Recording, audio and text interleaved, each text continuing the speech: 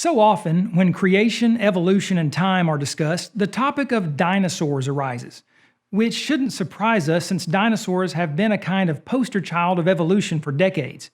According to the general theory of evolution, no human being ever saw a living dinosaur.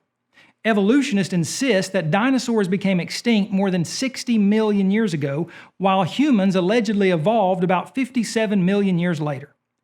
According to the Bible, however, God made everything in 6 days. But how could this have included dinosaurs? The Bible doesn't even mention dinosaurs, does it? And even if it did, how could mere humans have ever lived with such creatures?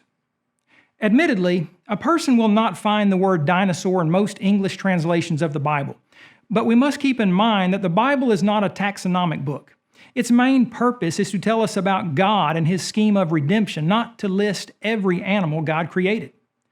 The Bible mentions a variety of animals, but not every animal.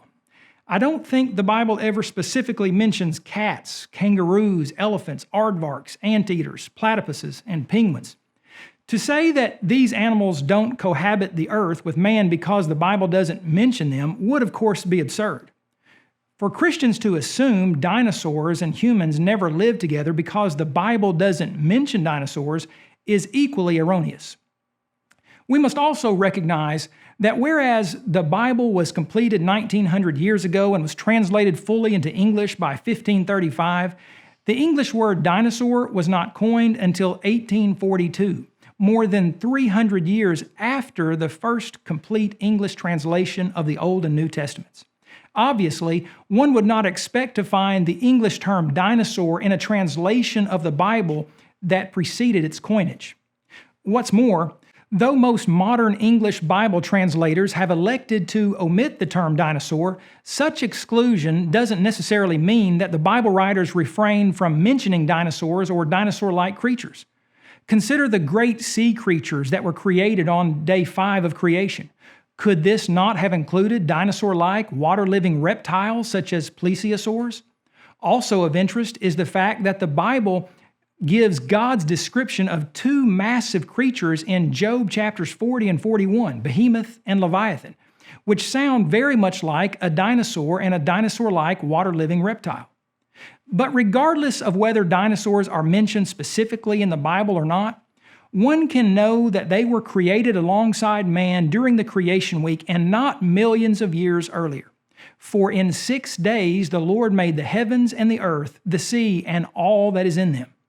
Still, because most people, even many Christians, have been conditioned to believe that no human being could have ever lived with dinosaurs, they dismiss the thought and along with it a literal and logical interpretation of the Genesis account of creation. In fact, a few years ago, one Christian author wrote a children's book claiming that man could not have lived in a world full of dinosaurs. So by the time God created Adam, the dinosaurs were gone. He later wrote that it is ludicrous to suggest that man cohabited with the dinosaurs. Many people seem to think that dinosaurs would have killed all of the humans by biting them in half with their supersized teeth, or by hunting them down and cutting them open with their 5-inch long sickle-like claws. People think that the large plant eaters would have crushed humans with their massive feet and smashed them with their huge tails. Truly, some dinosaurs, such as Apatosaurus and Brachiosaurus, were extremely large. Others were smaller but with sharp teeth and long claws. People generally think of these animals as being ferocious and virtually invincible. So just how is it that creationists can reasonably believe that humans could have survived on this earth alongside dinosaurs in the distant past? The truth is, humans have always lived on earth with amazing, incredible creatures. And we still do. Do you ever stop to consider what kind of mighty animals we currently live with on Earth?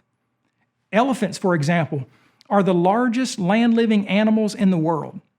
Some reach weights of up to 22,000 pounds and could easily kill a man just by stepping on him, or by striking him with its 6-foot-long, 300-pound trunk. Yet, for thousands of years, humans have been known to live with and tame these creatures. Over 2,200 years ago, the Empire of Carthage used tamed African elephants, the largest elephants in the world, to battle the Romans.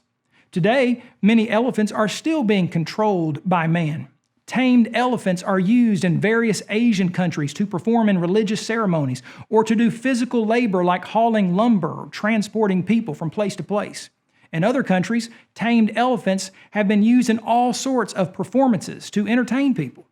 Humans have been able to live alongside elephants for thousands of years. So why is it so hard for people to think of humans living on the same planet as the large dinosaurs? Yes, some dinosaurs, like Brachiosaurus, grew to be about 4 times larger than the largest elephants. But if man can work, play, and go to battle alongside or on top of elephants, the largest land animals on Earth today, it surely is not absurd to think that humans did similar things with certain dinosaurs. Especially when you consider that, according to evolutionary paleontologists, the average dinosaur was only about the size of a large cow.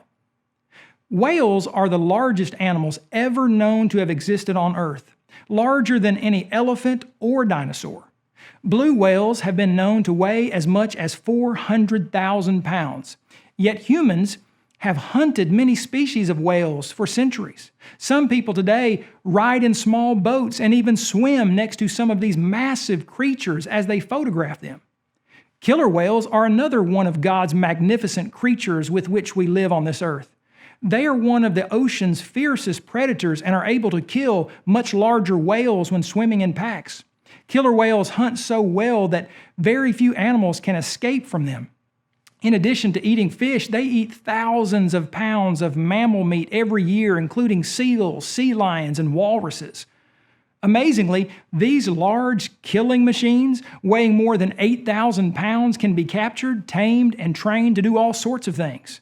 Some of the famous orcas that have lived in captivity occasionally took their trainers for rides on their backs. Let that sink in. Doesn't that sound kind of cartoonish on the surface? Human beings riding on the backs of killer whales? I wonder what our ancestors would think. Trainers of killer whales have even been known to stick their heads inside the whales' mouths without getting bit. Have you seen what's in the mouths of these animals? Dozens of large 3 to 4 inch long, scary looking teeth. How can a 150-pound man teach an 8,000-pound whale how to jump over hurdles, ring bells, and perform other neat tricks without being harmed? The answer is found, at least partly, in Genesis chapter 1, verses 27 and 28. So God created man in his own image. In the image of God, he created him. Male and female, he created them. Then God blessed them, and God said to them, "Be fruitful and multiply, fill the earth and subdue it. Have dominion over the fish of the sea, over the birds of the air, and over every living thing that moves on the earth." The reason man can tame even some of the largest and most vicious creatures on earth is because God created man higher than animals and gave him the ability to subdue them and have dominion over them. Man, unlike any other creature on earth, is made in the image of God. James wrote, "For every kind of beast and bird, of reptile and creature of the sea, is tamed and has been tamed by mankind." If man can live on the same planet with the blue whale, and even tame such amazing creatures as the elephant and the killer whale, as well as lions, tigers, and bears, it shouldn't be difficult for Bible believers to accept the biblical teaching that all land animals, including dinosaurs, were made on day 6 of creation along with Adam and Eve. Dinosaurs aren't a problem for God or His Word. Dinosaurs logically fit within the biblical timeline, just as all other animals do, whether we're talking about the saber-toothed tiger, the woolly mammoth, or the dodo bird. If you would like more information on this subject, especially about the physical and historical evidence for the coexistence of dinosaurs and humans, pick up a copy of our 230-page book, The Dinosaur Delusion, Dismantling Evolution's Most Cherished Icon, available from Apologetics Press. Also, be sure to visit us at apologeticspress.org.